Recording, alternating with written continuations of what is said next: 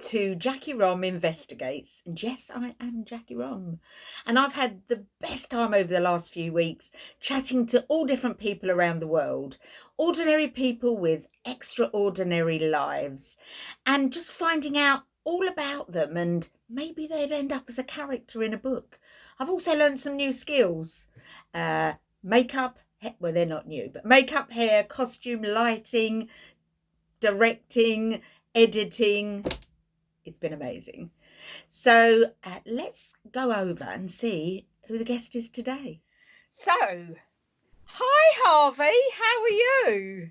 I'm good. How are you, Jacky? I'm really good. Would you mind telling all my viewers what you do, a little bit about what you do? Because I know during our conversation I'm going to find out more. Yes. My name is Harvy Santos. I am a milliner, not a millionaire, a milliner. I make hats. And as you can see, I'm wearing my crown. I love wearing crowns. The hats that I make are special occasion hats. So we're talking fascinators, mother of the bride, royalty hats, and special occasions, but with a slight twist towards a slightly fun, kind of crazy, creative, artistic kind of way, not quite traditional. I try and break the tradition and sort of like push them towards modernity. Now, I know that you didn't start doing this, did you? You had another career before this one. No, I'm originally from the Philippines. Right. And I left the Philippines in my mid-20s and I moved to Hong Kong. In Hong Kong, I went to I got a scholarship to study ballet. How fabulous. And then after I graduated from that academy, I have been hired by the Hong Kong Ballet, and I've danced with them for like about 7-8 years. And that's where I've met Jamie, your friend Jamie. Yeah. I always think it's so much hard work, isn't it, being a ballet dancer? Oh God. It's extremely harder for me because we all know that in ballet or in any kind of sports, you groom your child to do it. So they start really early as 4 years old. I didn't. I started when I was 18. So I had to catch up a whole lot more. So yeah, no, I was lucky enough to be flexible. I always like, bending myself here and there. And then, yeah, I try to do as much as I can just to, I don't know, I can say to fake it, right? Yeah. But, yes, no, I'm not, I never made it as a principal dancer. I'm never going to be the prince. I'm never going to be that. But I made it as, the moving scenery as part of the corps de ballet. And the bonus things are playing character roles or the baddie. I always love playing the baddie. Love it.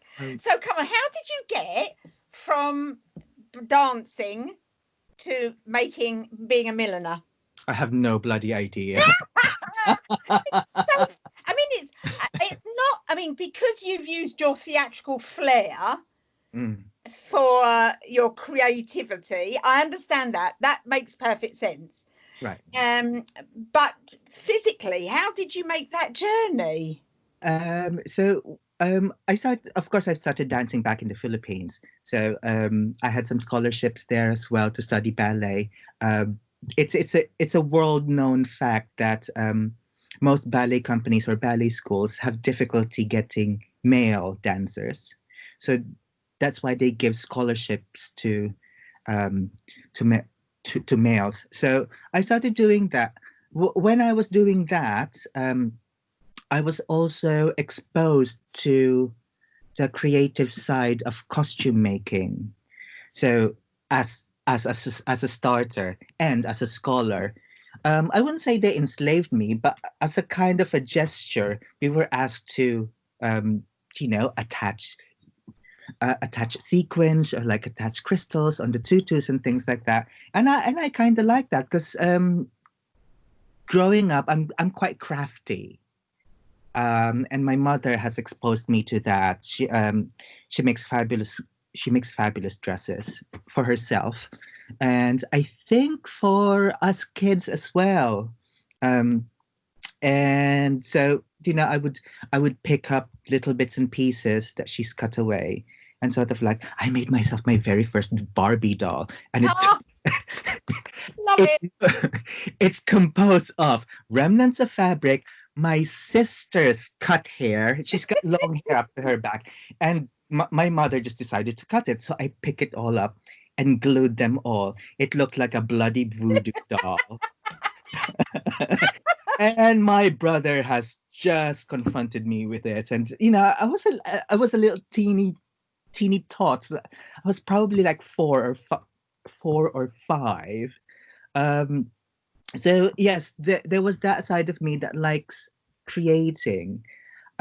So all throughout my ballet career, whenever I have a free time, I hang out with the costume makers or the wardrobe mistresses, and they were there repairing. So you know, I started off with hand stitching, and then eventually they taught me how to sew on a sewing machine.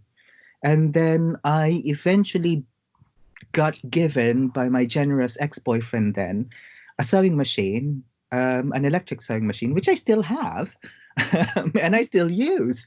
And I taught myself how to sew. Um, So now, how did you move from the Philippines and now you're in London? So how did you make that move? so from the Philippines, I went to Hong Kong first. And then from Hong Kong, um, I met a different partner, which is my current partner now. And he's been offered a job to work here in London. And he came back home one night and said, "Hey, do you want to move to London? I just got offered a job." And then I said, "Let me think about it. Yes." It's because I was hungry for the arts. I was hungry for theater, and we all know there's lots here.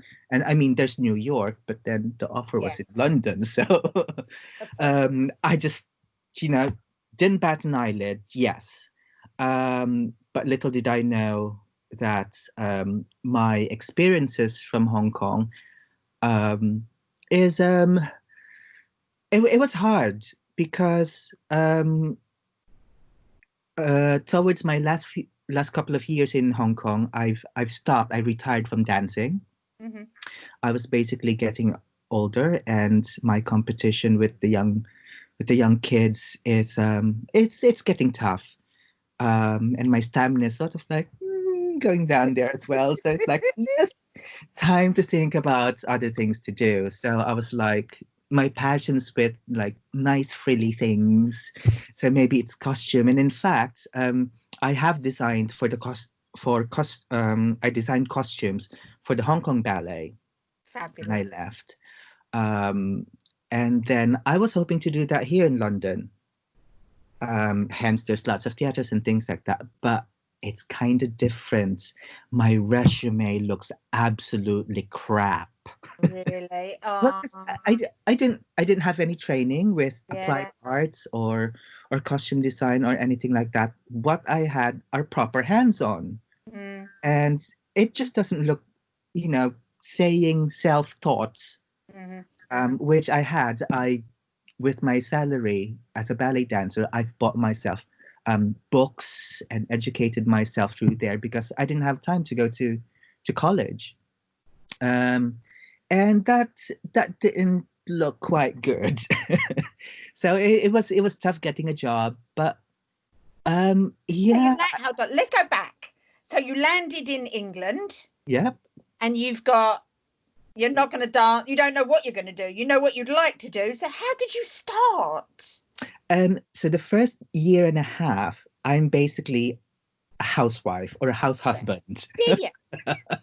Um, and stay at home. It's like, oh God, I can do this. This is fabulous. I can go here, I can go there, I can go to Have lunch. see you.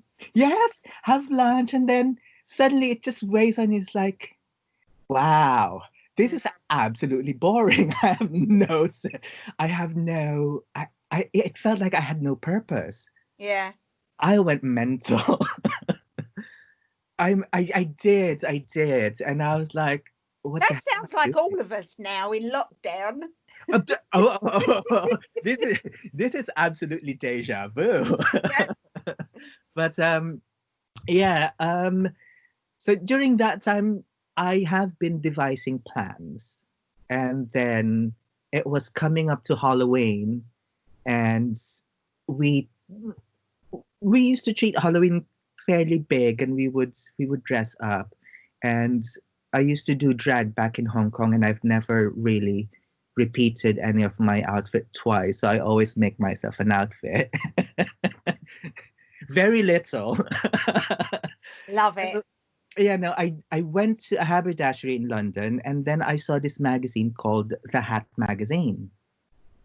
And just out of curiosity, I bought it. And then suddenly it opened a whole world to me that I didn't know about the hat industry and hat etiquettes and the entire world of hats. And it was there, and then suddenly, towards the back pages, there were tuitions being offered. So I went for a workshop because it's something that I could afford.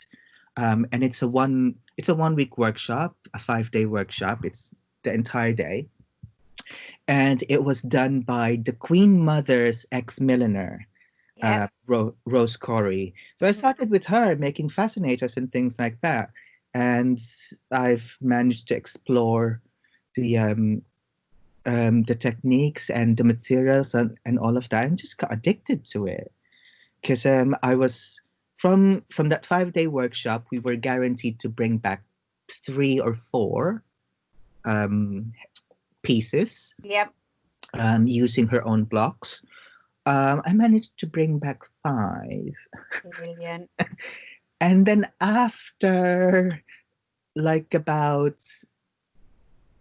2 or 3 months, there were 60 fascinators and hats on my table.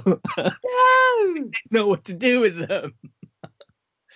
And then I craved for more, and then eventually I wanted some more training. So I went to Kensington and Chelsea College, where I studied millinery for almost a year, as a full year course, where I've kind of lost some hair due to stress. Oh, Because I took it really seriously. I was, of 'cause I course. was like, this is my shot.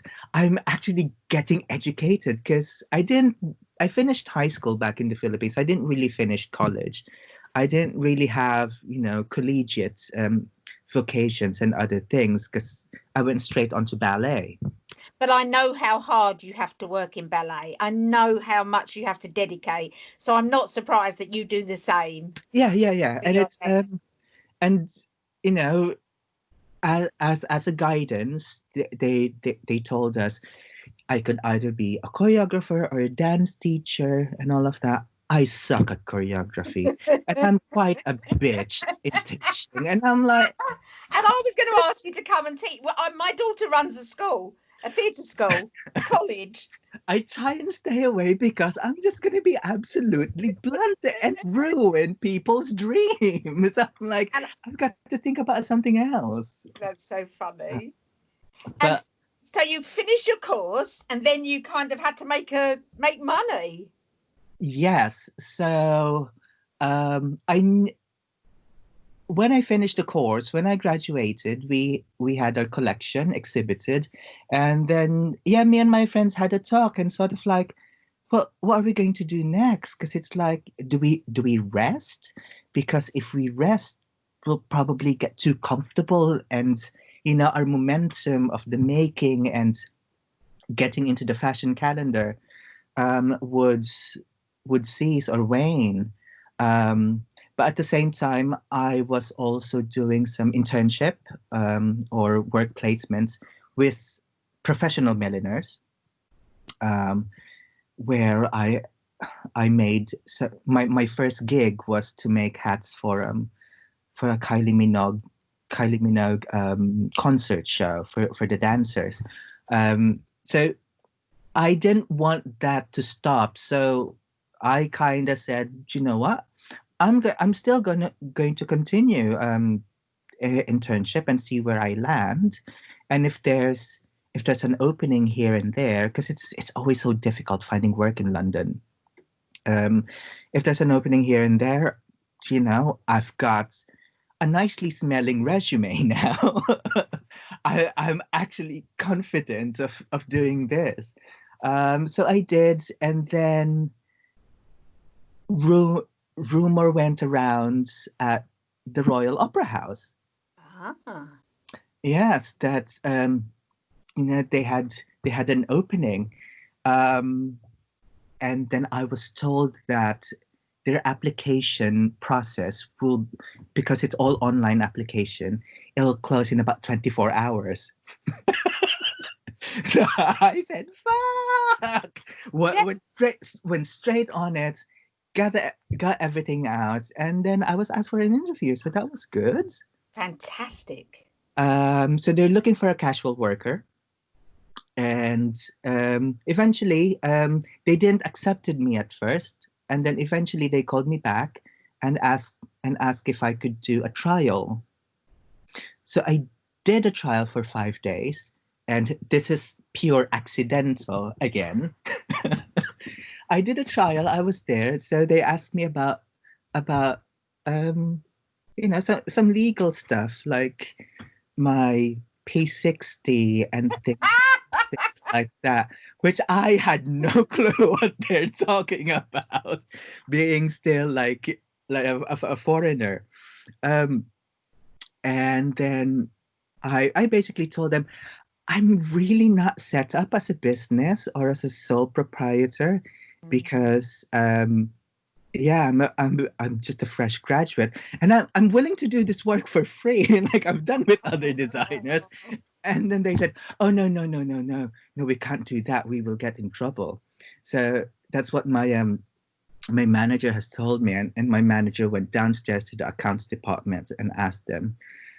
And then, after some time, she came back up, and I was still stitching, and she says, good news is that we can pay you. The bad news is you're stuck with us for a year. Oh, that's brilliant. Because basically they would have to put me in a payroll. Yeah. So that was my stints with the Opera House. But at the same time, I had a stint with Stephen Jones. Wow. And so I'm juggling both of those. I would be 2 or 3 days at the Opera House, and then the rest of my days at Stevens, doing fashion. And I'll say, is it all hats? So you're doing costumes as well?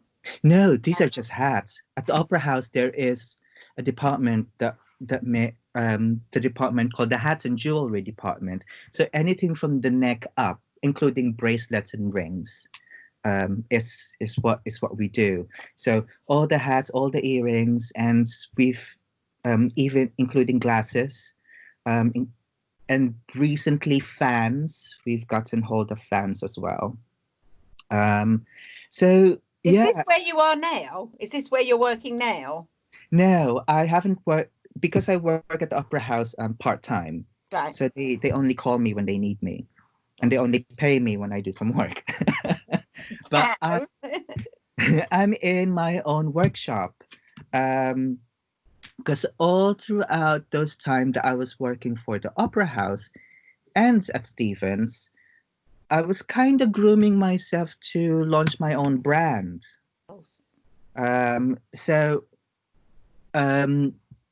The Hat magazine have been sort of like my family, so in the hat world, and they used to have this competition called the Hat Designer of the Year. And it's like, it's an easy competition. It doesn't cost me any money apart from materials, because the brief is to design a hat given with this brief, and if you get chosen to be a finalist, you have to produce 3 of your 6 designs and then exhibit that. So I've been doing that for many years. I made it to the lineup, and then sometimes I would fail, sometimes I won 3rd prize, I won 2nd prize, and then eventually I won the 1st prize. And and part of the prize is to exhibit in a trade show in Paris during Paris Fashion Week. Wow. And when they were telling me that, what's happening in my head was that it's an exhibition. It's not an exhibition, it's a trade show. Yeah. Because it's an exposition. Yeah. So I got a little bit confused. and then suddenly I realized, shit, I've got to launch a label. Yeah. I have no idea what I'm doing. Love it. But I just bite the bullets and plunge myself into the far end of the sea, and sort of like, yeah, I'm still kind of doing that. So when did that? Hold on. When was that exit? When was that? That was 2000. Oh crap! When was it? Let me just see. 2013, I launched my brand. So what happened? So you went there with your creations. How did you get on? It was very, very controversial because the head judge was a celebrity judge, and it's Stephen Jones. And I was boss. was working there, and I'm like, you know what? I didn't know I'm gonna make it this far. I didn't know that I'm going to make it as a finalist, but I did. But all throughout, this wasn't. They didn't tell me this until sort of like way much recent, where I actually have lost a vote because there's 3 judges. Yeah. And because I work for Stephen, he actually could not vote for me. So it's all up to the 2 people to vote. So that was a controversy, and that happened in July 2013. Fashion Week was September 2013. Wow. So that 3 creations that I've actually have made, I included that in my very first collection, and made a collection of 24. So wow, of 24 hats. So that was an additional 21 hats that I had to exhibit, and it was great because that first exhibition, I've actually had some orders. Yeah, well, that's what it was all about. How fabulous to have that. And from there, is that where it kind of your own business started? That's where it started, and I've never left that trade show. I missed a couple of seasons, especially this past seasons. And they've always been very supportive, and they've always welcomed me, and I always felt at home there. It's one of the biggest trade show for accessories in Paris, so I'm like, I've got nowhere else to go. Yeah. So and have you got a dream client that you would like to make a hat for? Oh God, there's so many. Is there? Of course, there are the celebrities, and there are the royals, and with the arrival of Meghan Markle, I was hoping to get her because she's American, she's different, she can push the boundaries. Yeah. Maybe that's she wasn't here long enough. And then she wasn't here long enough. Oh crap! And then she left. But yes, I've always wanted to crown. I would say crown royalty. Of course. But although I did have the Queen in my You had the Queen in your presence. yes, I had an audience with the Queen. What? I mean this What? this Queen meeting the real Queen. Oh my God. Tell me more. And we were warned that we're gonna have a big celebrity coming in. And they wouldn't tell us who's coming. It's like and they gave us clues. And it says, well, let's just say that this celebrity loves hats. And then I was just like, who, Lady Gaga? I've given her a hat too. Did she wear them? Yes, she did. Oh, One she wore for a music video, and the other one she wore personally. how fabulous. So I'm like, celebrity. Okay, fine. Oh my God, it's like, how important is this person? Is this the Queen? And like, no one budge. And then a friend of mine says, no, I'm not moving my stand. I'm only moving my stand if it's the Queen. And then as soon as the elevator door opened, oh my fucking God, complete silence. Your mouth must have gone, Everything just went boom. I was actually petrified. I was the last person that she saw on that rounds because we. Did you think to yourself, don't talk to me, don't ask me because I'll go all funny? Or did you think, what am I going to say? Oh my God, no! They all throughout that day, they have been priming me. I have no idea that I was talking to her lady in waiting. So you did talk to her? I did. Oh, tell me more. Are you allowed to tell us? Yes. Tell me. It was all over the newspapers as well. This face is on the newspaper with the quotes. What happened? Tell me all. I was then introduced, and I bowed. I nearly did my ballet bow as well. I was going to say you're going to curtsy. Oh no, curtsy all the way down to the floor. But no, I did not. I held my composure and just stood there and just politely bowed. And then when I was introduced, I sort of like I was told to tell Our Majesty what and who I am. And then I told her that I used to be a ballet dancer, and when I moved here to the UK, I found my new passion, which is making hats. And then she politely interjected. What did she say? She made a joke. She Come said, on. and she said, "Oh, that must have been a leap," and then chuckled to herself. And I'm like, "Oh my God!" And I didn't quite know what to do. I didn't know. I chuckled as well, and I said, "Yes, it was." And I told her about one of my pieces, which is a leather crown, not quite like this, which is a smaller crown, which is modeled after Queen Victoria's crown. So we've talked a little bit about that.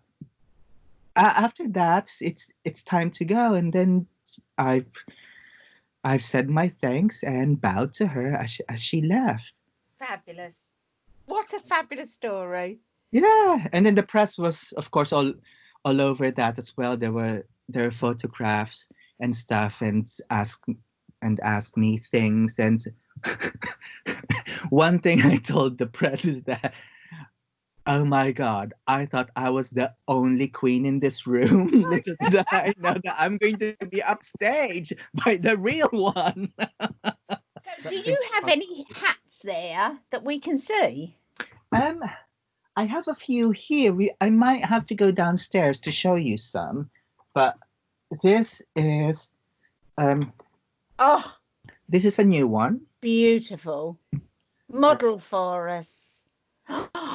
which is very, very extended. Love it. I like my importance. So you should. So you should. It's beautiful. So I don't know if you can see it there. There's also a slash there. I can, like a claw. Yeah, almost. This is part of my collection called Oops, which is an autumn-winter collection for next year, which I have now sold to some stores for them to stock. And the collection is called Oops because it's all about artistic mishaps. Love it. Nice. So where do you have a store now or a shop, or do people come private appointments? How do you get to see people and promote your work? I don't have a shop just yet. I'm working towards that, but it's getting to be unlikely this year. Oh yeah. Yeah. There might be plenty of empty stores. Yeah, but the rent in London is colossal. Oh yeah. But I'm still working on it. Well, that's always been the dream, to have my own shop. Right. And I'm working towards that. But because I do all the trade shows, I'm stocked all over the world. I've got Japan. I've got 2 shops in Japan that stocks me. One in the USA, in New York. One in Hong Kong. Then there's one in Germany as well. So it goes around, and I mainly sell wholesale. But I also do bespoke commissions. So if Is that the most fun bit? Oh God, yeah, because all the ideas that all these people have, like, oh, I want a hat and I want it to be like this and like that. You get random requests, and that just, oh yeah, no, it's. Do you get to do ascot hats? Because some of the hats are ascot, I love them. Well, that was our main business, especially during ascot season. It's like you get requests for hats for this and that, apart from lending hats to celebrities and stuff, or making bespoke hats for celebrities as well. Both my daughter and I cannot go past hats without trying them on. Of course, we love it. Love to try hats on. No, there's a something special that happens when you put a hat on. A certain confidence that comes over you when you wear a good hat that looks good. Yes, of course. It's a cherry. It's a cherry on top of a sundae, right? It's like, love that line. Love that line. It's never going to be complete, and this is a little bit old-fashioned, but a well-dressed person is usually dressed from head to toe, and you do accessorize. You don't have to accessorize yourself with a big hat. It could be just a really nice, clip to clip your hair, or maybe it's just your glasses on top of your head. Just something. For us, it's I always like just people putting random things on their heads, because 1, it's silly, and 2, it's fun. Well, I must say I really enjoyed it when the camera turned on and you had a crown. Yes. I thought to myself, this is going to be a good interview. I can tell straight off. And on that note, oh, how amazing. I want to follow. I want to see everything you do. I kind of want to be a spy, or not horribly, but I wish you all the luck in the world. It's been absolutely fabulous chatting. About 10 minutes into our chat, my brain, before I knew how advanced your business was, my brain went, this man needs to be on RuPaul's Drag Race. Because you have the skills, you have the background, you have the charisma, and I can just see you dancing down his, that's, and then I realized that you had a business, but I can just imagine you on Drag Race. That's what most of them are saying, but watch this space. It's funny because the book I've just released has drag queens in it. It's based in Las Vegas, and I did a documentary which is on prime at the moment, all about making it. And then it has drag queens, and I wanted to put RuPaul in the book, but you're not allowed to do that without his permission. Yeah. Yeah, but if it goes to film, I would love RuPaul. Well, I was going to do that, but actually, Harvey, you know, if I go to film, I might come back to you to play Oh God. that part. Well, RuPaul would be best to do it, but then, do you know what? Yeah. Why not? Thank you so much. It's been Yes, absolutely brilliant. Thank you.